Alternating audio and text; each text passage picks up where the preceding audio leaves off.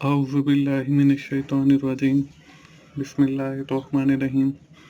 अस्सलाम वालेकुम दोस्तों, मैं हूं मोहसिन रज़ा और आप लोग देख रहे हैं virtual student support services YouTube channel.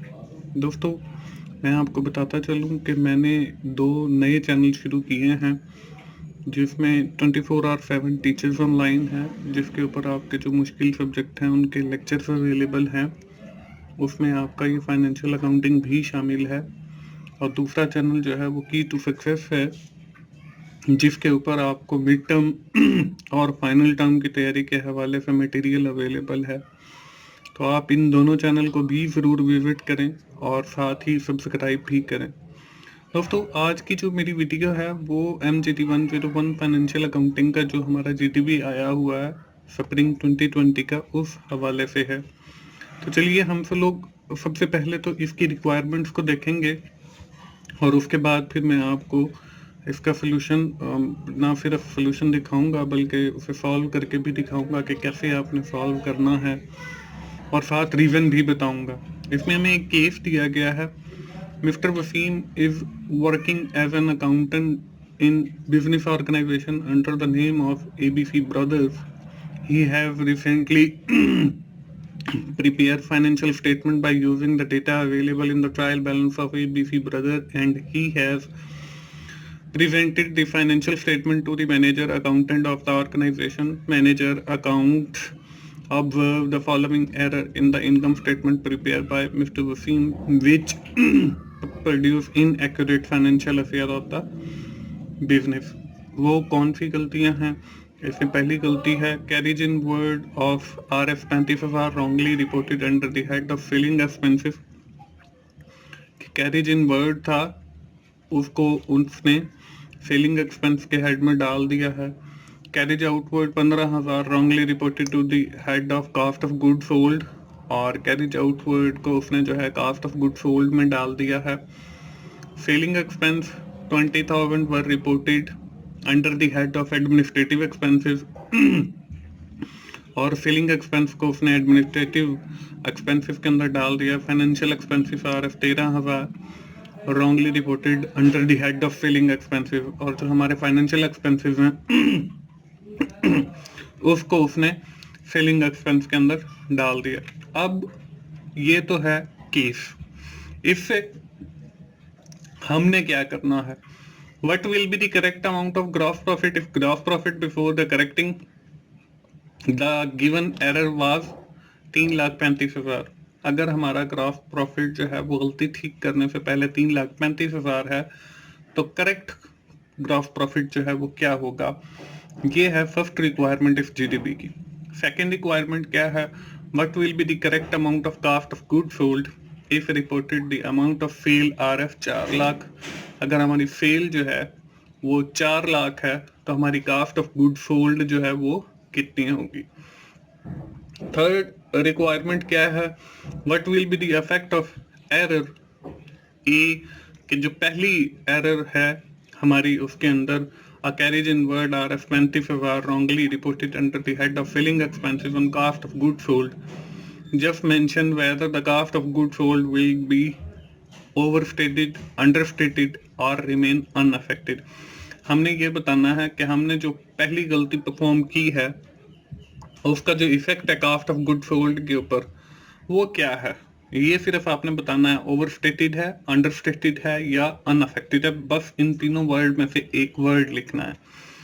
और आखिरी रिक्वायरमेंट है what will be the effect of given error on net profit. Just mention whether the net profit would be overstated, understated and remain unaffected.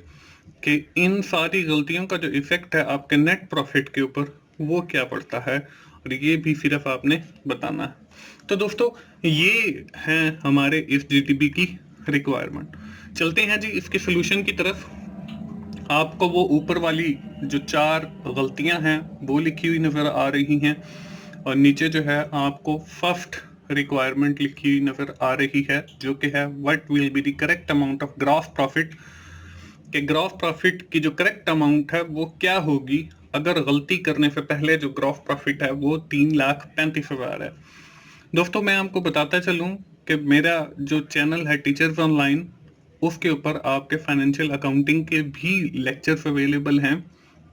अगर किसी बच्चे को financial accounting सीखने में कोई मसला पेश आ रहा है तो वो मेरे चैनल टीचर्स ऑनलाइन के ऊपर जाके वहाँ पे फाइनेंशियल अकाउंटिंग के बारे में सीख सकता है, और उसका जो यूआरएल है वो फर्स्ट स्क्रीन के ऊपर भी आपको दिखाया गया है और इस वीडियो के डिस्क्रिप्शन में भी मैंने ऐड कर दिया है। तो आप बड़ी आसानी के साथ टीचर्स ऑनलाइन के ऊपर जाके फाइनेंशियल अकाउंटिंग के जो लेक्चर अवेलेबल हैं आप उनसे फ़ायदा उठा सकते हो।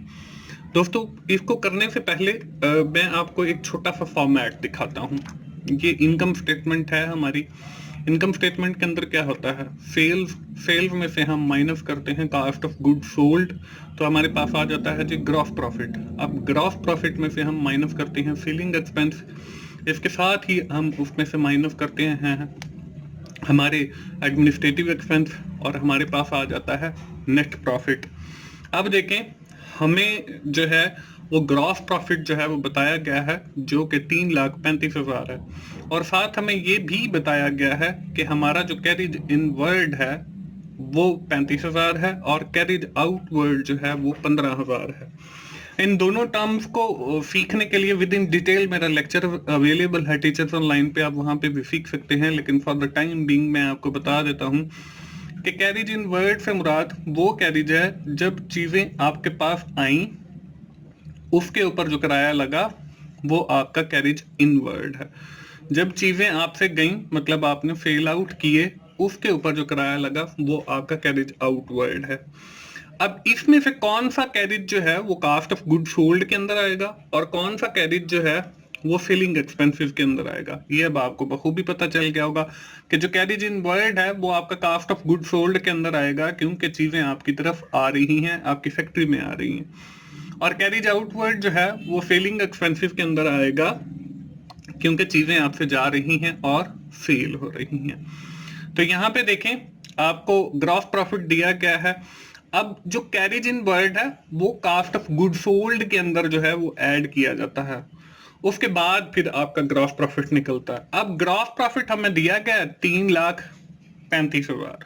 अब इसमें देखें 35,000 जो ऊपर है वो हमने जो है carriage inward cost of good sold के अंदर ऐड करना था, लेकिन हम नहीं ऐड कर सके क्योंकि हमने उसको सेलिंग एक्सपेंस के अंदर ऐड कर दिया।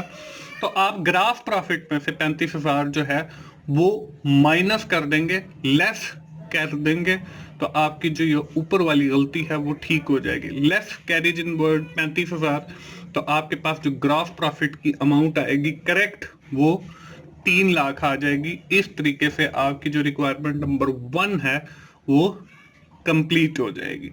इसके बाद है जी आपकी रिक्वायरमेंट नंबर 2। उसमें हमें क्या कहा गया है, उसमें हमें ये कहा गया है कि what will be the correct amount of cost of good sold, और साथ हमें दी गई है सेल की वैल्यू।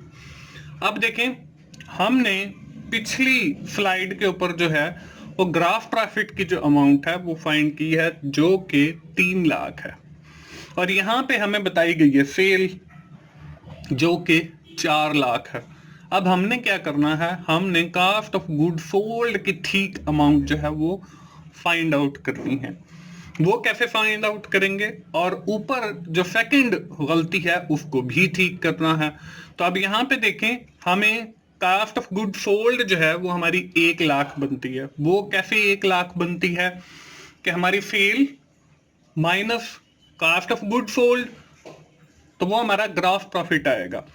तो सेल हमारी 4 लाख है, कास्ट ऑफ गुड सोल्ड की वैल्यू हमें दी नहीं हुई, ग्रॉस प्रॉफिट की वैल्यू हमने पिछली स्लाइड के ऊपर कैलकुलेट की है जो कि 3 लाख है। तो अगर हम सेल में से कास्ट ऑफ गुड सोल्ड निकालते हैं तो हमारे पास ग्रॉस प्रॉफिट आता है। अगर हम सेल में से ग्रॉस प्रॉफिट को निकालते हैं तो हमारे पास कास्ट ऑफ गुड सोल्ड बचती है। तो सेल हमारे पास 4 लाख है और ग्रॉस प्रॉफिट हमारे पास 3 लाख है। तो हम सेल में से 4 लाख में से ग्रॉस प्रॉफिट 3 लाख निकालेंगे तो हमारे पास जो है cost of good sold 1 lakh आ जाएगी। तो ये वो 1 लाख बन गई। उसके बाद देखें हमारा कैरिज आउटवर्ड। अब कैरिज आउटवर्ड मैंने आप लोगों को बताया था that is related to the selling expense, क्योंकि वो चीजें आपसे जा रही हैं उसके ऊपर आपका खर्चा आना है। तो हम कास्ट ऑफ गुड सोल्ड के अंदर पहले उसने वो गलती से ऐड कर दिया है, अब हम कास्ट ऑफ गुड सोल्ड से वो 15,000 जो है वो निकाल देंगे। तो यहाँ पे लेस कैरिज आउटवर्ड 15,000, तो हमारे पास जो कास्ट ऑफ गुड सोल्ड की एक्चुअल वैल्यू है वो 85,000 आ गई। और इस तरीके से हमारी ये जो रिक्वायरमेंट नंबर 2 है वो भी पूरी हो जाती है। दोस्तों मैं आपको फिर बताता चलूं कि अगर आपको फाइनेंशियल अकाउंटिंग की समझ नहीं आ रही तो इसमें परेशान होने की कोई बात नहीं। आप टीचर्स ऑनलाइन के ऊपर जाइए, जो कि मेरा दूसरा चैनल है, उसके ऊपर आपको फाइनेंशियल अकाउंटिंग के मेरे अपने रिकॉर्डेड लेक्चर अवेलेबल हैं, आप उनसे भी जरूर फायदा उठाएं। उसके बाद हमारे पास आती है जी थर्ड रिक्वायरमेंट। अब थर्ड रिक्वायरमेंट क्या है, वो ये कहता है कि जो आपकी फर्स्ट वाली गलती है कैरिज इन वर्ड वाली, जो कि आपने फीलिंग एक्सपेंस के अंदर ऐड कर दी है, उसका जो इफेक्ट है कास्ट ऑफ गुड सोल्ड के ऊपर वो क्या होगा। हमने सिर्फ ये बताना है, आया कि वो ओवरस्टेटेड होगी, आया कि वो अंडरस्टेटेड होगी या अनअफेक्टेड होगी। तो अब देखें हमारी फॉर एग्जांपल हम ये कहते हैं कि कास्ट ऑफ गुड सोल्ड जो है वो 1 लाख है। 1 लाख के अंदर अब देखें कैरिज इन वर्ड जो है वो हमारा 35,000 जो है जो शामिल होना था वो हमारा शामिल नहीं हुआ, वो हमने सेलिंग एक्सपेंस के अंदर गलती से लिख दिया। तो हमारी जो बाकी की कास्ट ऑफ गुड सोल्ड बचती है वो 65,000 बच गई, क्योंकि हमने उस 1 लाख में से 35,000 उठा के सेलिंग एक्सपेंस के अंदर डाल दिया। अब देखें आपकी cost of good sold 1 lakh है और दूसरी तरफ कास्ट ऑफ गुड सोल्ड 65,000 है। तो अब आप खुद अंदाजा लगा लें कि ये ओवरस्टेटेड है या अंडरस्टेटेड है। तो ये जो हमारा जवाब आएगा वो हमारा अंडरस्टेटेड आएगा, क्योंकि हमारी कास्ट ऑफ गुड सोल्ड के अंदर जो है 35,000 जो है वो कॉस्ट कम लिखी गई है। तो इसलिए इसका जो जवाब है वो अंडरस्टेटेड आएगा। और दोस्तों मैं आपको बताता चलूं कि मेरा एक थर्ड यूट्यूब चैनल भी है जिस पे मैंने आपकी एग्जाम की तैयारी के हवाले से मटेरियल अपलोड करना है, और कुछ मटेरियल मैंने अपलोड भी किया हुआ फाइनल टर्म के हवाले से। तो की टू सक्सेस के ऊपर भी जाइए, और वहां पे मैंने विद इन डिटेल ना सिर्फ एमसीक्यूज का सॉल्यूशन बताया बल्कि आपको ये भी समझाया कि आपने उन एमसीक्यूज को सॉल्व कैसे करना है। तो आप उस की टू सक्सेस के ऊपर जो वीडियोस अवेलेबल हैं आप उनसे भी फायदा उठाएं, और उसका जो यूआरएल है वो भी आपको इस वीडियो के शुरू में भी अवेलेबल है और इस वीडियो की डिस्क्रिप्शन में भी मैंने ऐड कर दिया है। और आप मेरे इन तीनों चैनल्स को सब्सक्राइब कर लें, क्योंकि वर्चुअल स्टूडेंट सपोर्ट सर्विसेज के ऊपर आपको असाइनमेंट्स, जीडीबीज और क्विज से रिलेटेड सोल्यूशन अवेलेबल हैं। टीचर्स ऑनलाइन के ऊपर आपको लेक्चर्स अवेलेबल हैं, और की टू सक्सेस के ऊपर आपको एग्जाम की तैयारी के हवाले से मटेरियल अवेलेबल है। तो आप इन तीनों चैनल्स को जो है सब्सक्राइब कर लें। इसके बाद हमारी बचती है जी आखिरी रिक्वायरमेंट, जो कि है what will be the effect of given error on the net profit, के नेट प्रॉफिट के ऊपर इन ऊपर वाली 4 गलतियों का क्या इफेक्ट पड़ेगा। तो दोस्तों हमारे पास जो 4 गलतियां हैं वो क्या है, carriage inward 35,000, carriage outward 15,000, selling expense 20,000, financial expense 13,000। तो ये देखें हमारे पास तकरीबन 35, 40, 50, 70, 80, 83,000 रुपए जो है वो एक्सपेंस बन गए। अब हमारी जो सेल है वो हमारी तकरीबन 4 लाख है। उस 83,000 को हम उसमें से माइनस करते हैं। अब वो जो हमारे सारे अखराजात हैं, अब कैरिज इन वर्ड 35,000 है।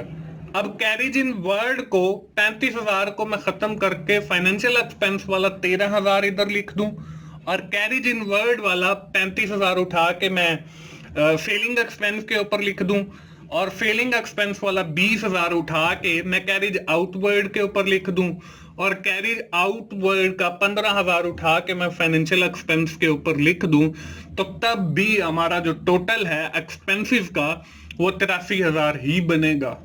और उससे जो आपका नेट प्रॉफिट है उसमें कोई तब्दीली नहीं आएगी, क्योंकि आपके जो टोटल अखराजात हैं वो आपकी सेल में से माइनस होने हैं और फिर आपका नेट प्रॉफिट आना है। तो दोस्तों इसका जो है अनअफेक्ट जो है वो जवाब आ जाएगा। दोस्तों ये था हमारा जीडीपी। मुझे उम्मीद है आप लोगों को आइडिया जो है वो मिल गया होगा। अब आप जल्दी से अपना जीडीपी बनाइए। आखिर में मैं फिर आप लोगों को कहूंगा, टीचर्स ऑनलाइन पे जाइए, वहां पे MGT 101 के जो लेक्चर्स अवेलेबल हैं आप उनसे भी जरूर फायदा उठाएं। दोस्तों मिलते हैं अगली किसी असाइनमेंट सोल्यूशन के साथ या जीडीपी सोल्यूशन के साथ। उस वक्त तक के लिए अल्लाह हाफिज।